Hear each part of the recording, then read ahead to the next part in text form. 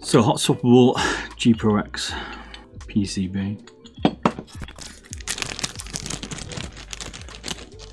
You need a G Pro X PCB, works in the G Pro Superlight and the G Pro wireless, but this is the G Pro Superlight. You're going to need some Mil-Max sockets.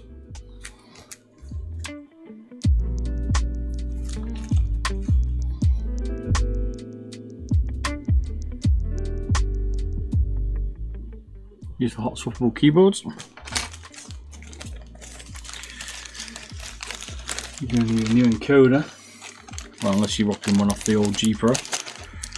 But I've got a Kale red encoder on it, Kale 8 on this one.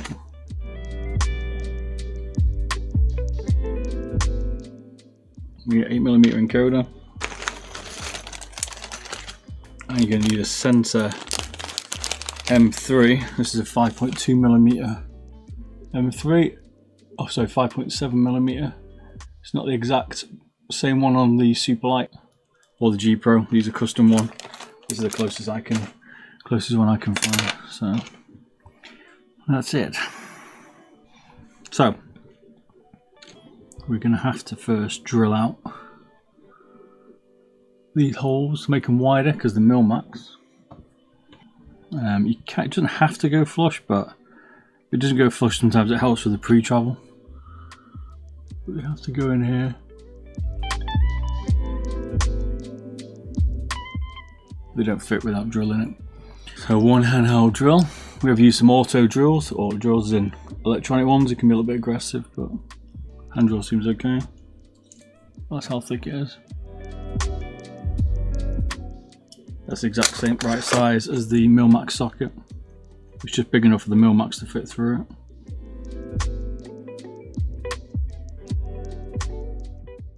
Right, I've got to drill out these pads. They can either go right or wrong. Sometimes you get little bits of the pad coming off here, you can see it. As long as it's still there, you're okay, you can trim them off later. Let's spin this camera down a bit more, I think. Just make sure you don't rip the entire pad off.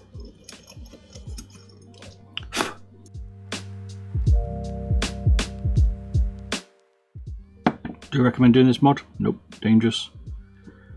Quite painful to do. And risky.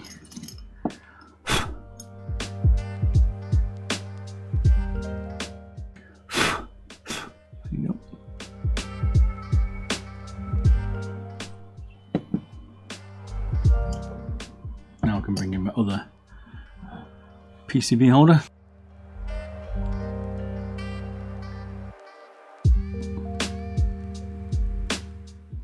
You're going to put these through the little holes you've drilled. You want them to be as straight as you can, because when the switch goes in, obviously, if they're not straight, well, you're going to rip them off the back. They are very delicate still. Oh, there we go.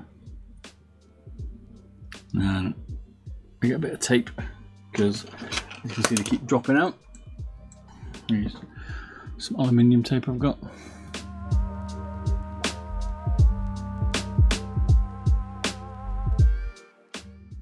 There we go. All nicely line up.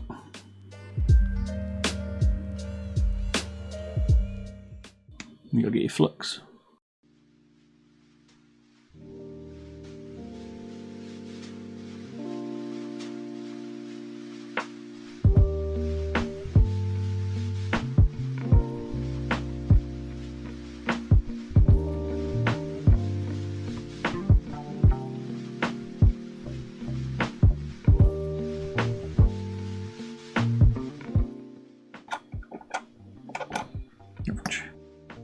That's what it should look. You know, I get a few little burrs, so I trim them off. The switch won't fit flush, as flush as it can get it.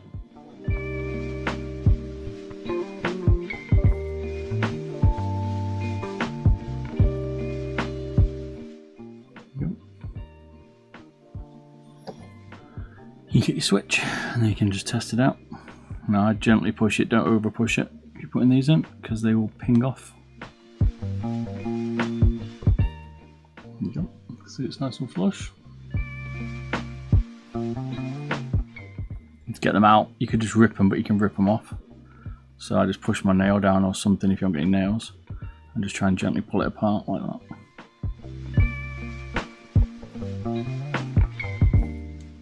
Like so. And they stay intact. And do your next one. So how important is it to use flux and soldering these switches on a PCB? You don't have to. I didn't do it for a while. I found it's actually better. It also gives you a bit of protection against burning.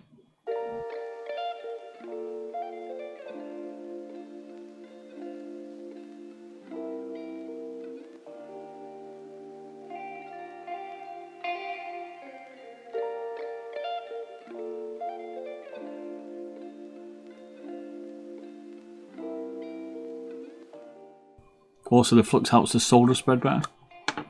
That's the other thing it does.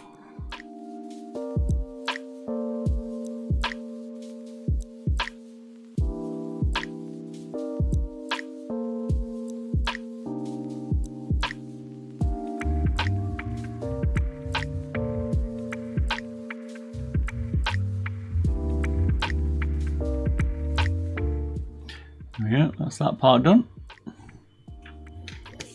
Now we do the encoder. So, K8 as we said, you can put any 8mm encoder in this if you want. TTC white's the normal one.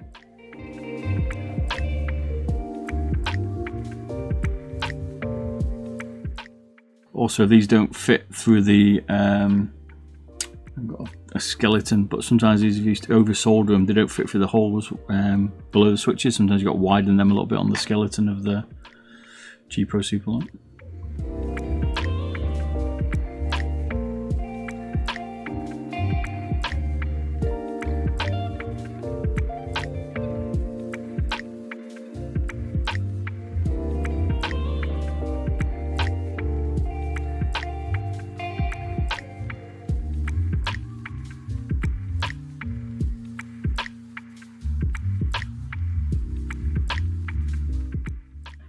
And there we have it now, a hot swappable